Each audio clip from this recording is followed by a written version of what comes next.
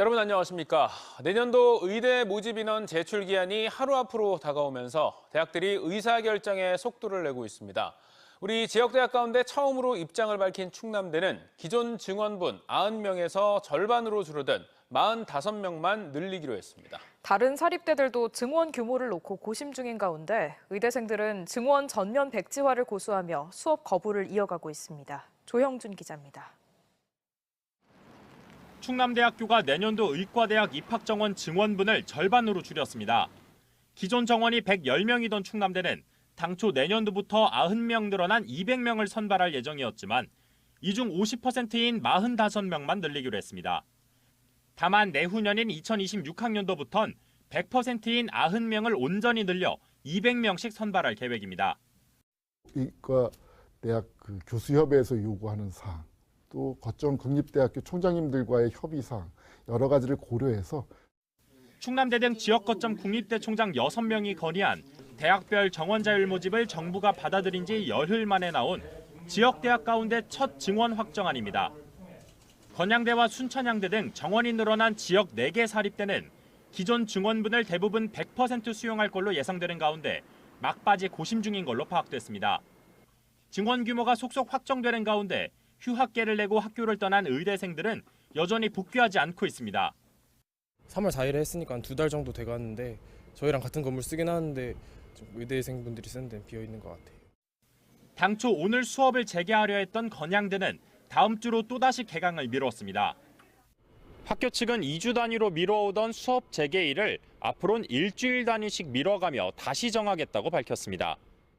비대면 수업을 진행하고 있는 학교들도 수업 참여율이 매우 저조한 상태입니다. 지난주부터 온라인으로 하고 있는데 다시 그렇게 학생들이 수업을 많이 듣진 않네요. 정부는 대학들이 탄력적으로 학사를 운영해 집단 유급이 발생하지 않을 거라 밝혔지만 의대생들의 복귀 기미가 없는 데다 정부도 동맹 휴학계를 승인하지 않고 있어 다음 달 집단 유급 우려는 여전히 남아있는 상태입니다. TJB 조형준입니다. 충남경찰청이 다음 달 1일부터 100일 동안 음주운전 등 교통법규 위반 행위에 대해 강력 단속에 나섭니다. 이번 단속은 지난 19일 새벽 2시쯤 예산군 대술면의 한 도로에서 50대 운전자가 만취 상태로 역주행을 하다 마주오던 차량과 충돌해 차량에 타고 있던 20대 대학생이 숨진 데에 따른 후속 조치입니다. 충남 지역의 교통사고 사망자는 어제 기준 63명으로 지난해 같은 기간과 비교해 10명 증가했습니다.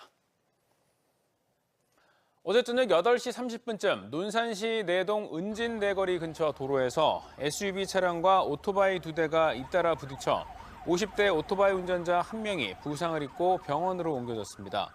경찰은 운전자들이 술을 마신 상태는 아니었다며 자세한 사고 경위를 조사하고 있습니다.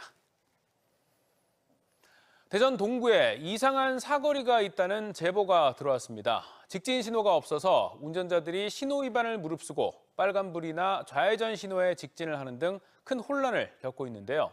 어떤 이유 때문인지 양정진 기자가 취재했습니다. 대전 동구의 한 사거리. 좌회전 신호를 받은 차량들이 그대로 직진해 맞은편 골목길로 넘어갑니다.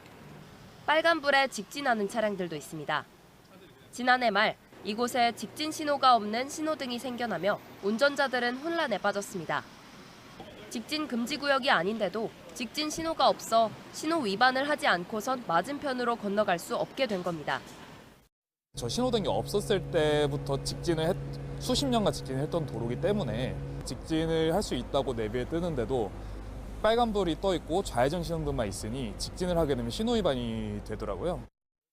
그런데 맞은편 골목길에 가서 확인해보니 황당하게도 해당 방향으로 직진이 가능합니다. 문제의 신호등이 있는 바로 맞은편 도로에선 별도의 신호등이 설치되어 있지 않아 직진과 좌회전, 우회전이 모두 가능한 상황입니다.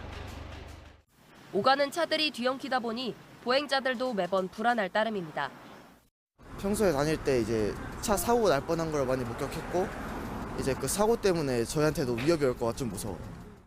경찰 측은 지난해 5월 보행자 안전 확보를 위해 해당 사거리에 직진과 좌회전이 가능한 신호를 만들 것을 전달했는데 대전시 측이 설치 과정에서 직진 신호를 만들지 않은 것으로 보인다고 설명했습니다. 대전시는 이에 대해 맞은편 도로의 폭이 좁아 직진 신호를 줄 수 없는 조건이어서 좌회전 신호만 설치했다고 해명했습니다. 이어 취재가 시작되자 직진 금지 구역 설치나 신호 위반 여부에 대해선 고려하지 못했다며 경찰과 함께 현장을 살펴본 뒤 개선을 검토하겠다고 덧붙였습니다. 도로 상황을 세심하게 고려하지 못한 황당한 신호체계 결정으로 운전자들과 보행자 안전이 위협받고 있습니다. TJB 양정진입니다.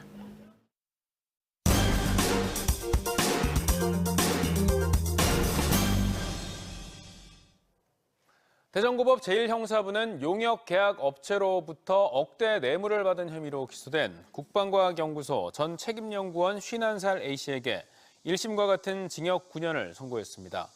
A씨는 지난 2020년 7월부터 2년 동안 소프트웨어 납품 계약을 체결한 업체 대표로부터 편의를 제공해주는 대가로 외제 차량 렌트비와 주거지 리모델링 비용, 골프장 이용료 등 1억 3,300만 원 상당의 뇌물을 받은 혐의로 재판에 넘겨졌습니다. 재판부는 죄책에 상응하는 처벌이 불가피하다는 원심 판단이 합리적이라고 봤습니다. 대전시가 추진 중인 단체 근무복 제작에 대해 시의회가 관련 조례안을 발의하자 더불어민주당 대전시당이 시의회가 집행부에 거수기로 전락했다며 비판했습니다. 민주당은 대전시가 지방 세수 부족과 시대 역행이라는 지적 속에도 수억 원을 들여 단체 근무복을 제작하고 이를 감시해야 할 시의회는 오히려 관련 조례를 발의했다며 비난받아 마땅하다고 지적했습니다. 앞서 대전시는 직원들이 업무에 더 집중할 수 있도록 단체 근무복을 추진하며 디자인 개발 용역비로 5천만 원의 예산을 편성한 바 있습니다. 대전시가 지역의 우주 기업들과 힘을 모아 2026년까지 초소형 큐브 위성을 우주로 쏘아 올리는 프로젝트를 시작했습니다. 위성 설계부터 발사까지 모두 대전 우주 기업의 역량만으로 위성을 개발하고 발사하는 전국 최초의 시도입니다. 조혜원 기자가 보도합니다. 위성기계 시스템을 개발하며 한화시스템과 LIG 넥스원, ADD 등과 협업하고 있는 스템넷.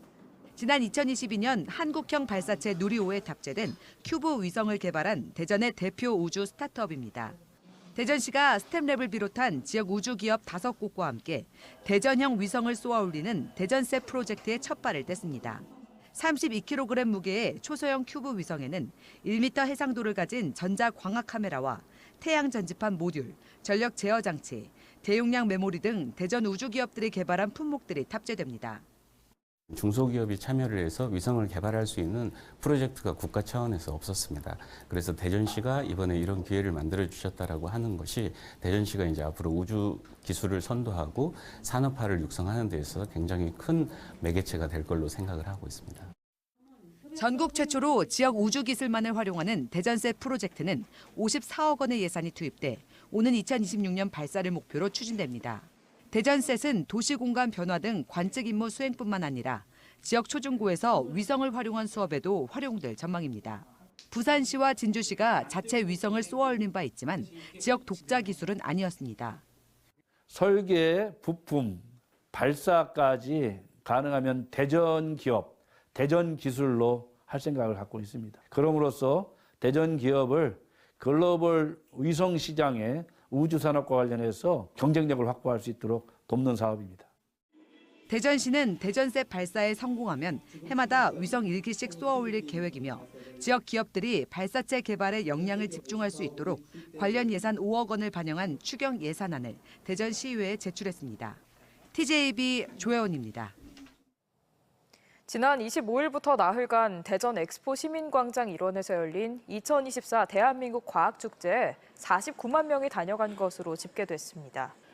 세상에서 가장 큰 연구실이란 주제로 218개 기관이 참여해 425개 프로그램이 펼쳐진 이번 축제는 국가 전략기술 성과를 전시하는 대한민국 과학기술대전과 통합 개최돼 더욱 큰 관심을 받았습니다. 기후위기를 테마로 기획한 과학 방탈출과 보행 로봇 등 주요 연구기관들의 성과를 전시한 기관 성과관도 관람객들의 눈길을 사로잡았습니다. 노동절인 모레 민주노총 대전지역본부가 주최하는 대규모 집회가 대전시청 인근에서 열려 일대 교통 혼잡이 예상됩니다. 대전경찰청은 1일 오전 9시부터 조합원 4천여 명이 대전시청 남문 보라매 공원에 모여 집회를 열고 11시 35분부터 청사 인근 1.9km를 행진할 계획이라고 설명했습니다. 이어 교통 혼잡이 예상되는 만큼 차량 우회를 당부했습니다. 보령신항에 국내 최대 규모의 해상풍력 항만이 들어섭니다. 전용 항만이 없어 해상풍력단지 조성에 어려움이 많았던 만큼 항만이 건립되면 고용 창출과 더불어 1조 원대 경제 효과가 기대됩니다. 장석영 기자입니다. 6조 원을 투입해 대규모 해상풍력 발전단지가 예정되어 있는 보령 앞바다. 2027년까지 2개 지점에 모두 75기의 타워를 건립해 300메가와트를 발전한다는 계획입니다. 사업은 표면적으로 잘 진행되는 듯했지만 전용 항만이 없다는 게 가장 큰 걸림돌이었습니다. 해상풍력은 거대한 해상풍력 터빈을 조립하고 유지, 보수할 수 있는 전용 항구가 없으면 불가능한데 보령에는 현재 큰 선박이 정박할 수 있는 항구도 없기 때문입니다. 충남도와 보령시, 한화건설이 문제 해결을 위해 손을 잡았습니다. 한화에서 올해부터 2천억 원을 투자해 보령 신항에 해상풍력 전용 항만을 건설하기로 한 겁니다. 사업 추진과 경제성 확보 등을 통해 해상풍력 지원 항만이 성공적으로 개발될 수 있도록 최선을 다할 것을 약속드립니다. 현재 국내에 가동 중인 해상풍력 지원 항만은 목포 신항의 단 한 곳으로 안벽 240m, 배후 부지 9만 3천 제곱미터가 유일합니다. 충남도는 보령 신항에 안벽 414m, 배후 부지 30만 제곱미터 규모로 건립할 예정으로 해상풍력 날개와 엔진 조립 시설, 부자재 보관 시설 등이 건립됩니다.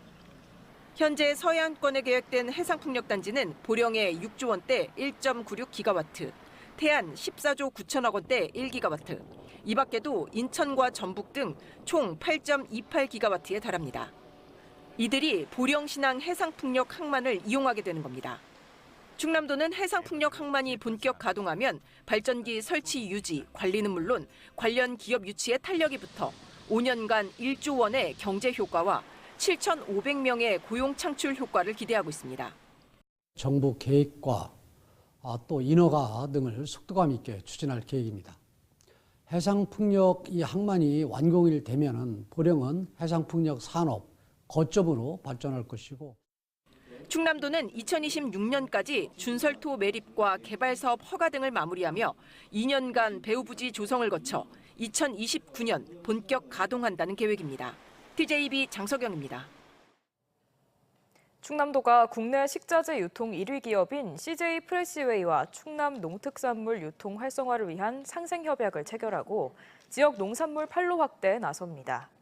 협약에 따라 CJ 프레시웨이는 전국 단체 급식장에 서산 감자, 부여 수박 등을 공급하고 도내 맛집의 음식을 활용한 메뉴를 제공하는 지역 상생 프로젝트를 추진하고 도는 스마트팜 등 농산물 산지 발굴에 나설 계획입니다.